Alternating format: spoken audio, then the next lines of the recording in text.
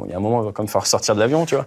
Mais il y a un moment, tu vas quand même essayer de faire ce que tu peux. Et même si t'as vraiment un gros problème, dans l'ADN des pilotes occidentaux, c'est vraiment, je vais essayer de trouver un endroit où écraser mon avion sans faire de dommages collatéraux. Ah oui, c'est ce qu'ils te disent dans le dernier recours. C'est ça. Donc, tu vas toujours essayer d'amener l'avion, de maîtriser l'avion, t'en es responsable.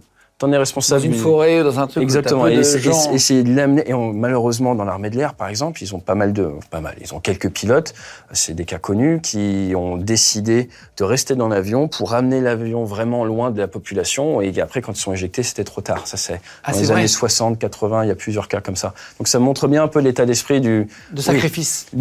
Prêt à se sacrifier. Tu vois pas ça comme un sacrifice, tu vois ça comme une responsabilité. On n'intellectualise pas du tout, en tout cas, moi, pas du tout comme un sacrifice, c'est ta responsabilité.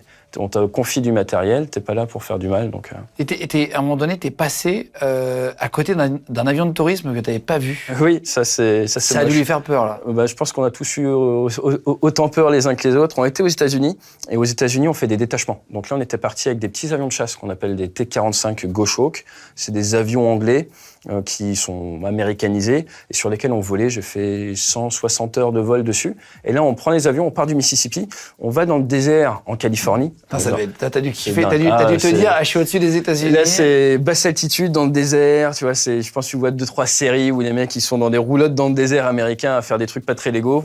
Tu les survoles en avion de chasse, tu vois. J'ai déjà vu en voiture, tu vois des trucs un peu chelous, des mecs qui habitent au milieu du désert dans deux caravanes reliées. Ouais, c'est ça. Et finalement, en gros, il y a marqué liberté. Je fais OK, c'est très bien. Mais donc, du coup, on est en train de voler là-bas. C'est un peu le Far West, à tous les sens du terme. Et je suis en vol. Moi, je suis équipier. Il y a mon leader qui est un collègue de promo qui est toujours d'actif.